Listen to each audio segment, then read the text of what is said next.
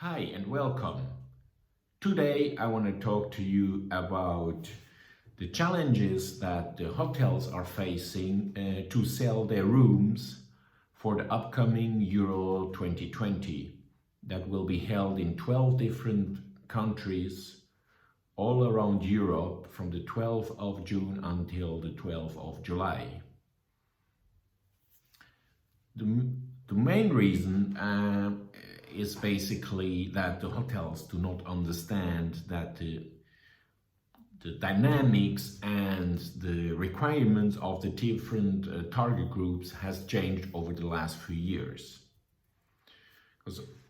So what we have to take in consideration initially is that around 7-8 years prior to event, the organizer, so in this case would be, for example, UEFA for the Euro 2020, goes out to the different federations, different countries, and asks basically, so who wants to host the next tournament. So there are several candidates, and on this time, basically all the different countries, the federations and the governments secure a certain number of rooms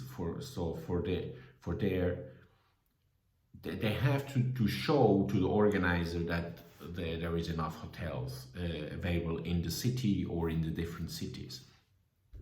So, and then once the organizer announces which country or which city will host the event, then basically the organizer, so in this case would be the UEFA, takes over basically those rooms, those pre-established contracts, let's call it this way, takes it over, and the hotels basically think, well, we already made the jackpot, we have already big business, but actually these are not real contracts in place, but at least there is a certain commitment from the hotel to the organizer.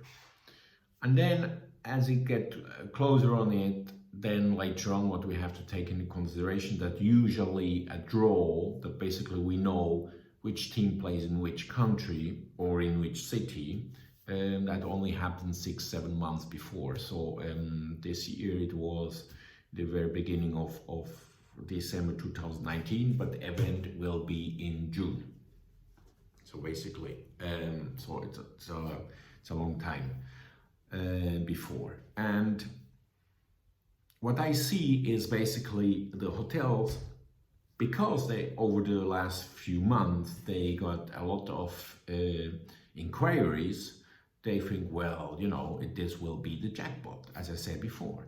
But actually most target groups just contact the hotels to know if there is availability and what is the actual cost, because people have to put together a budget for their programs. So there is no real bookings. The only ones who book before or many years or months prior to the event is the organizer itself and certain sponsors maybe. All the rest comes only when there will be the event or when there is the draw and after the draw and towards closer to the event. That changed over the last few years. Before, what we saw many years before, so actually in 2006 when there was the World Cup in Germany, and still a little bit when there was the World Cup in 2010 in South Africa, is basically the sponsors, also sponsors, book their accommodation 2 years, 1.5 years before. That was basically the rules, and very often also over the entire period. So what you saw is also in 2010, the hotels, and in 2014 in Brazil, they insisted that you had to contract rooms over the entire period of the event. And that obviously didn't happen. Most of the sponsors and other target groups just refused to do that because it didn't make sense. So also many hotels, they just had no bookings in the end, and you know there were attritions policies in place. So many times basically the client then gave back many rooms, and the hotels were basically with all the rooms. And interesting is that what surprised me is that most of the hotels, especially the bigger brands that are global players, didn't understood that the whole thing changed, and there's some what I believe is like a lack of education, because when we had this situation in South Africa and we had this situation in Brazil, so why did they not learn from it and change their policies? No, they just see it, well, there's an event, there's a big demand, revenue managers, ooh, big money, and the rates go up. But that's not reality anymore.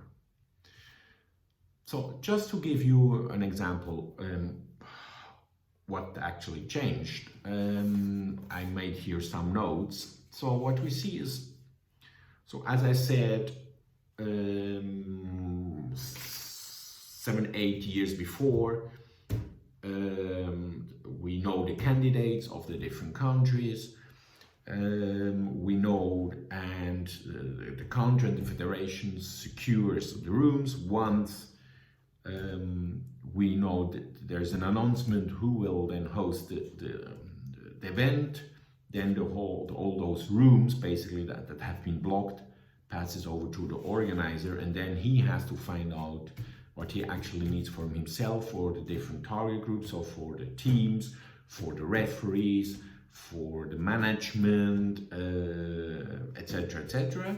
So, and then basically, once he knows that, he basically gives back the remaining rooms to the market.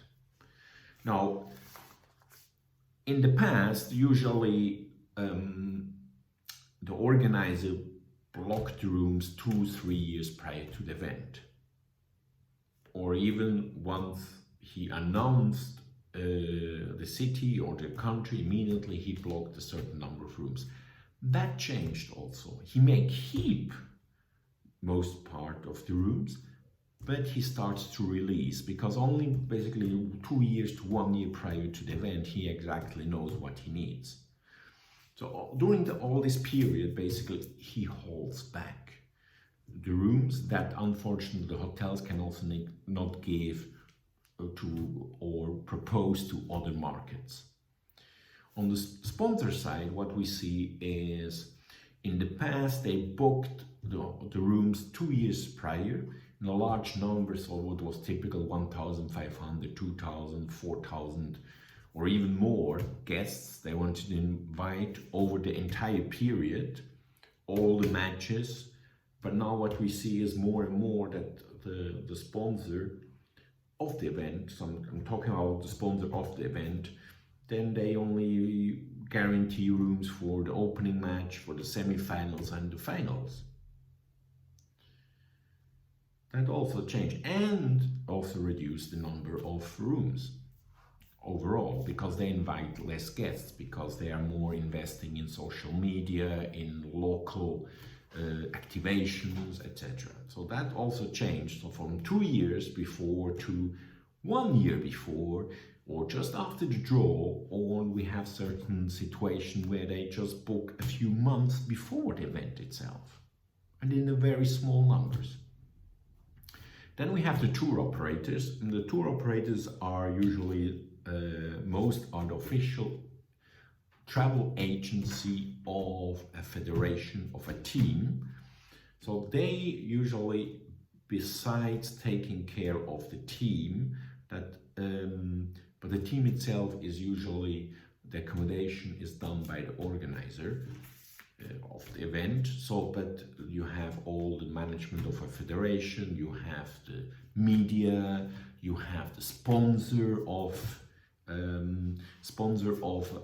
a federation.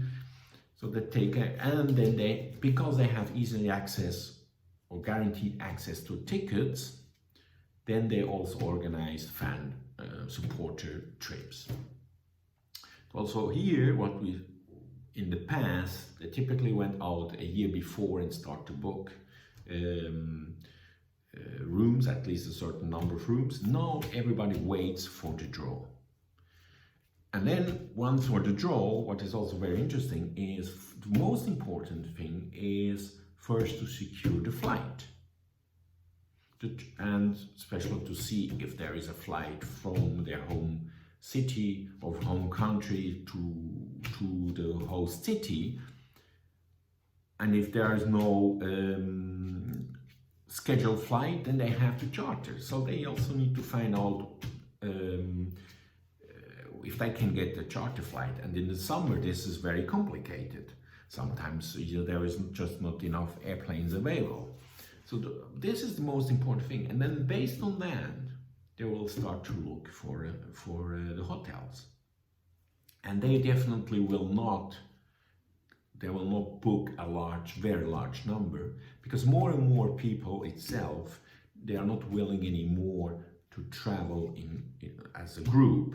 They rather prefer to travel on their own. They will book it through the different portals. As long as they have a ticket, and they will book their own flights, or they will use the Airbnbs or whatsoever. So there is also a less number of group travels, and usually those tour operators don't want to take too much risk. So if you have the draw, like it was in Bucharest, where it was the last day of November, and so it took a while for the tour operators to decide how they want to activate, in which match they want to activate, and how they want to activate. So they had to find a charter flight first, and then they start to look for the hotels. Also very interesting is, and I will talk then later on, is actually that what also changed is the type of hotels or the type of rooms they're looking for. So on the tour operators, what was typical, as I said before, it was 1 year before or close to the draw, they actually started to book maybe a small number of rooms where in a location where easily they could use it as a hub, and then go from the hub to the different places. So in 2010, for example, in South Africa, they decided for Johannesburg. Then from Johannesburg they could jump around. Now what you see is typical the draw or after the draw, and I know we are in January, many they actually only start now to look for hotels. And we cannot forget that we also have still some playoff coming up end of March, and 4 teams will qualify only end of March. So there will be a demand just in March. So the hotels, many hotels are just sitting on their rooms, have no bookings at this stage. Then we have the broadcaster, the TV stations, or the bigger broadcaster. They obviously they're looking for, in this case, for the Euro 2020 in Amsterdam, as there is the broadcaster center. But then they will also go to the different cities. So also here, with the whole dynamics, they may book some rooms before, and in the past it was 2 years before. Now it is maybe 1 year before to 6 months before. They may even not go to a hotel anymore. They rather prefer to rent a villa with a nice view, etc., to be independent, and they want to have 24-hour service. But now also 24-hour services may not be anymore as important, as long there is different delivery service 24 hours, etc. And they also don't have any more the money as they had before. So the whole dynamic here also changed. The typical was, as I said before, 2 years. Now it's 1 year to 6 months.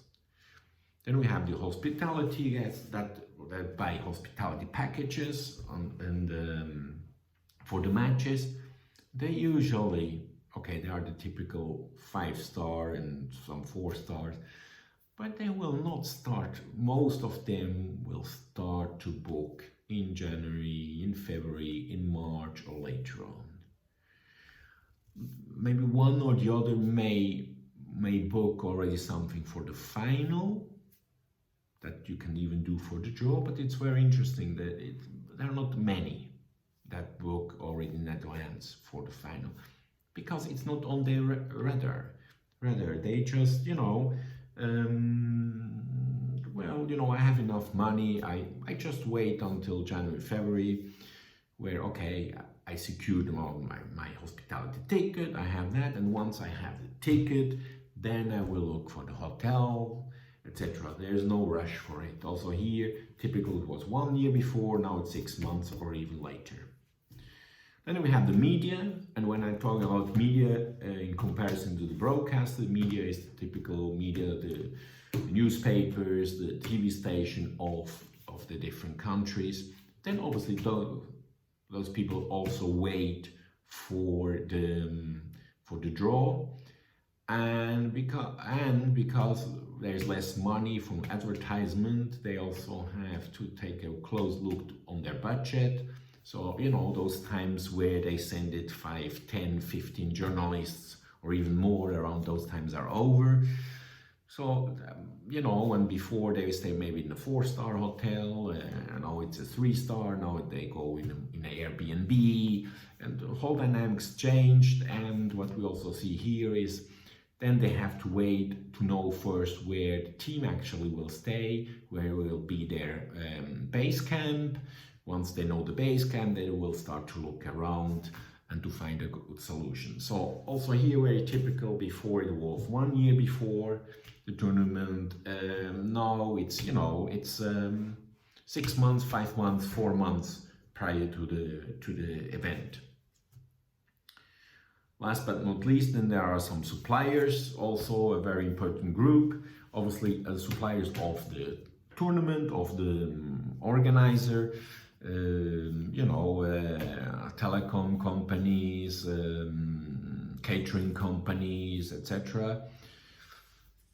And for them also, they may book certain rooms prior to it. It is important, but also they will see how big the event will be, what is the needs, and because everything changes all the time, there's no necessity to book many things before. Also here, what we see was 2 years, 1 year before, and now everything moves to 6 months, because then we may need 50 rooms in a hotel in a certain city. Well, we don't have the budget, let's see if we can find some Airbnbs, or instead of 4-star to 3-star, or just take freelancer that are local. All this takes time and nobody really wants to make a commitment very early. So as you see, in resume, from 2 years, 1 year, 2 years, everything changed to just a few months. And what's also very interesting, sometimes it's just a few weeks prior to the event. So overall, what is also one thing is how many nights usually the people stay. And obviously we have to distinguish between people or groups that are coming from different continents, from another continent, or from the continent where the matches will be played. So if we take the Russia World Cup 2018, obviously the guests coming from Australia, from South America, or from Africa, they usually stay longer than the guests from Europe itself. So what happens before was, from other continents, they probably stayed 5-7 nights with lots of program, different cities, but a big program. That also changed. I mean, there are some exceptions, obviously, but the typical is maybe 4 or 5 nights maximum, or even less. And when it's from the same continents, usually there was 2-nighters for the semi-finals and the final and the opening match, 3-nighters. That also changed. Obviously, there are some exceptions. Usually maximum is 2-nighters, but what I see more and more is just 1-nighters, and even 0 nights. So for example, in Russia, what happened, especially in the knockout phases, because they had to find a charter flight, and because the team qualified and just a few days after there was another match, or the next match, they had to find a charter flight first. So, you know, there was no time to book hotel rooms, etc. So basically they flew in, came in at 2 in the afternoon and went to the match at 8, and 2, 3 in the morning they flew out again. Because also people have to go and work. So there's no time and no money for people to stay longer. The whole thing changed.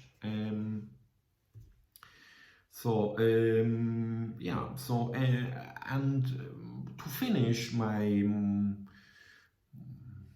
conversation here is also in terms of the hotel types or the room types. What we see on one thing is also interesting, as I said initially, is about sometimes very ridiculous rates.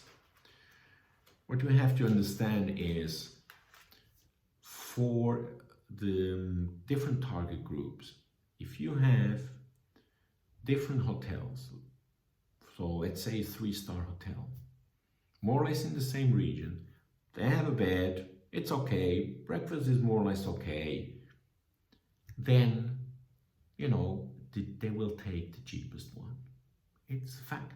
It will be much easier. I mean, you know, I saw certain places where in Rome they wanted for a 3-star hotel 250, 300 euros per night. Forget it. Nobody will book it. At least 6, 7 months before. Then I also believe the demand is so high, but actually nobody really wants to book. So what will happen is, a few weeks before the event, the rates will come down. I mean, I saw it in 2016 in Marseille, where a hotel, first of all, minimum nights was 5. I mean, 5. Who wants to stay 5 nights in Marseille around a euro? I mean, if you go for vacations, I can understand, but 5 nights? And the rate was just ridiculous. I think it was a 4-star hotel, and the rate was really ridiculous. And I told them, forget it. Nobody will book it. Well, no, we have a lot of inquiries. I'm sure we'll do it. Well, 2 weeks before the event started, they came back to me, 50% less the rates, and just 2 nights. Forget it, was too late. Well, coming back on so what I'm saying with this is, the 3-star, a good indicator is more than 200 euros per night for single use will be very, very difficult to sell. Very difficult. For a 4-star, 300 will be very difficult to sell. Really difficult. And the 5-star above 400, same story. It's a very good indicator, and actually UEFA has this indicator, so 200 for a 3-star, 300 for a 4-star, 200 for a 3-star, 300 for a 4-star, and 400 for a 5-star. Obviously, if the rates are much lower, the better. I mean, you know, a 3-star above 150, 160 will be very difficult. A 4-star between 200 and 240 is a good rate, and the 5-star around 300, that's a good rate. Now I understand some, you know, they say, well, we have the normal business, so we have normal business, those rates, we have our standard rates. Okay, that's fine, you know, but it will be difficult to sell. And in terms of the room, of the beds, also, you know, type of beds, what we see in more and more is actually, even in the 4 stars, is that tour operators in particular are looking for twin rooms. So in the 3-star, I would say that typical 80 to 90% of the rooms should be twin rooms, and the remaining ones are double beds with either single use or with double use. On the 4-star, I would say that 30–40% are twin rooms, and the remaining ones are double beds for single use or for double use. And for the 5-star, well, you know, I have to say in the last 5–6 years, I never really saw that somebody was looking for a twin bed in a 5-star. But what we can say is around 90% is single use, and the remaining ones are double use. So that's more or less the typical configurations of the rooms. I look forward to, I would like to interact. I would like to know your opinion, what you think. Obviously what I just mentioned over those last 26 minutes is basically my experience, or roughly my experience, the tendency, where it goes, and I'm very curious what are your thoughts, and from the hotels, etc. What is your challenges? And also, if you are a tour operator or an organizer or a sponsor, how you see it. Because in the end, I think what is important is to give the guests, the supporters, the sponsors that are attending an event to have an amazing experience. And I think overall we can help each others and sharing our thoughts, our experience. So please don't hesitate to contact me through direct mail or through the webpage, and I look for it. Have a nice day.